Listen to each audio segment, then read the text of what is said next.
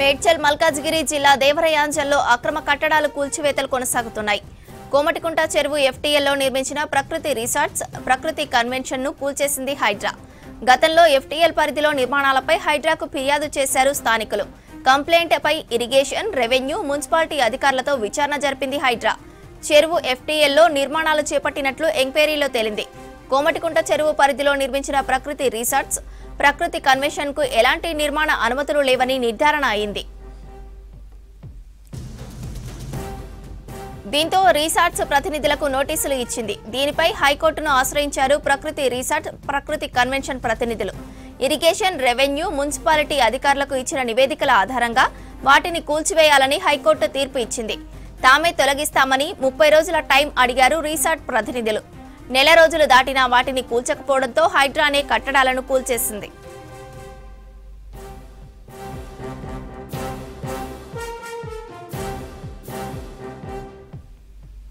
ఇదే విషయంపై మరింత సమాచారం సదా అందిస్తారు. సదా, హైడ్రా మళ్లీ దూకుడు పెంచినట్లు తెలుస్తోంది. ఇవాళ ఎక్కడెక్కడ కూల్చివేతలు చేసింది? సిటీతో పాటు సిటీ అవుట్స్కట్స్ లో అంటే ఓఆర్ఆర్ పరిధిలో అక్రమ నిర్మాణాలతో పాటు చెరువులు ఎఫ్టీఎల్ బఫర్ జోన్ లో నిర్మించిన ఈ బిల్డింగ్స్ ఏవైతే ఉంటాయో వాటిని కూల్చివేయడానికి హైడ్రా మరొకసారి రంగం సిద్ధం చేస్తుంది. సో దీనిలో భాగంగానే ముఖ్యంగా ఎవ్రీ మండే హైడ్రాలో ప్రజావాణి నిర్వహిస్తున్నారు. సో ఆ ప్రజావానికి పబ్లిక్ ఇచ్చే కాంప్లైంట్స్ ని ఆ తర్వాత ఇటు రెవెన్యూ, మున్సిపాలిటీ అలాగే ఇరిగేషన్ అధికారులతోటి కలిసి దానిపైన సర్వే చేస్తున్నారు. అంటే మనకు వచ్చిన కంప్లైంట్ నిజమేనా కాదా అనే అంశాలను సర్వే చేస్తున్నారు. సో సర్వే చేసిన తర్వాత ఒకవేళ అది చెరువుకు సంబంధించిన ఎఫ్టీఎల్ బఫర్ జోన్ లోనే కన్స్ట్రక్షన్ జరిగినట్లు వీళ్ళు నిర్ధారిస్తే అప్పుడు కూల్చివేతలు స్టార్ట్ చేస్తున్నారు.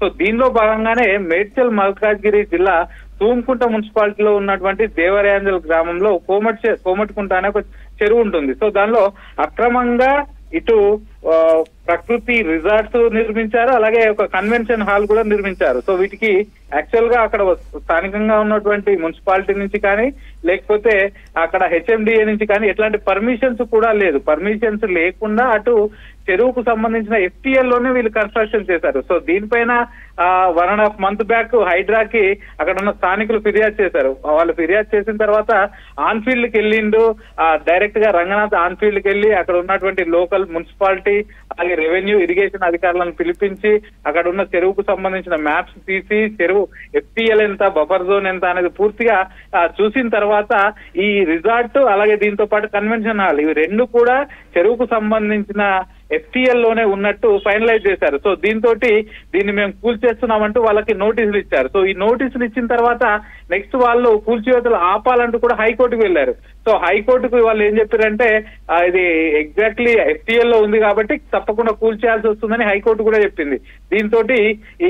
దీనిలో చాలా విలువైన వస్తువులు ఉన్నాయి కాబట్టి మేమే కూల్చేసుకుంటాం, మాకు ఒక 1 month టైం ఇవ్వండి అని వాళ్ళు హైకోర్టుని అడిగారు. సో హైకోర్టు కూడా 1 month టైం ఇచ్చింది. ఇప్పుడు 1 month టైం అయిపోయి కూడా 15 days అయినా కూడా వాళ్ళు కూల్చివేతలు చేపట్టకపోవడంతో ఈ రోజు మార్నింగ్ నుంచి డైరెక్ట్ గా అక్కడికి వెళ్ళి ఈ రిసార్ట్ అలాగే ఆ కన్వెన్షన్ హాల్ ను పూర్తిగా హైడ్రా అధికారులు కూల్చేశారు. సో ఇట్లా ఇక్కడ ఒక దగ్గరనే కాదు, సిటీ అవుట్స్కట్స్ లో ఎక్కువగా చెరువులను ఆక్రమించి ఇట్లాంటి నిర్మాణాలు చేపట్టారు కాబట్టి వాటన్నింటికి సంబంధించిన సర్వే ప్రస్తుతం చేస్తున్నాము. సర్వే వన్స్ ఫైనల్ అయిన తర్వాత నిజంగానే ఎఫ్టీఎల్ బఫర్ జోన్ లో నిర్మించినట్లయితే వాటన్నిటిని కూడా కూల్చేస్తామని హైడ్రా చెప్తుంది. ఇవే కాకుండా దీంతో పాటు సిటీ అవుట్స్కట్స్ లో హోర్డింగ్స్ కూడా ఏర్పాటు చేశారు. అంటే ఈ హోర్డింగ్స్, ఈ అడ్వర్టైజ్మెంట్ ఇవన్నీ కూడా గతంలో జిహెచ్ఎంసీకి సంబంధించిన ఈవీడీఎం డిపార్ట్మెంట్ చూసుకునేది. సో ఆ ఈవీడీఎం ప్రస్తుతం హైడ్రా కిందకే వచ్చింది కాబట్టి ఈ అక్రమంగా ఏర్పాటైన అన్ని హోర్డింగ్లు పూర్తిగా గుర్తించి వాటిని కూడా తొలగిస్తున్నారు. సో వీటిలో భాగంగా ఇప్పటి వరకు అంటే లాస్ట్ ఫ్రైడే నుంచి ఈ హోర్డింగ్స్ ను గుర్తించి అక్రమంగా ఉన్నటువంటి హోర్డింగ్ ను తొలగించే ప్రక్రియ స్టార్ట్ చేశారు.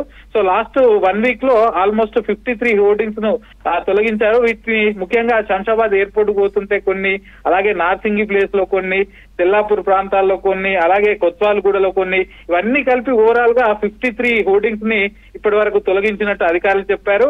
ఒకవేళ వాటికి అనుమతులు ఉన్నట్లయితే వాటిని ముట్టుకోబోమని చెప్పారు. సో ఈ రోజు ఈ హోర్డింగ్ల తొలగింపు పైన యూనియాడ్స్ కానీ లీడ్ స్పేస్ వాళ్ళు కానీ వీళ్ళంతా వచ్చి హైడ్రా కమిషనర్ రంగనాథ్ ను కూడా కలిశారు.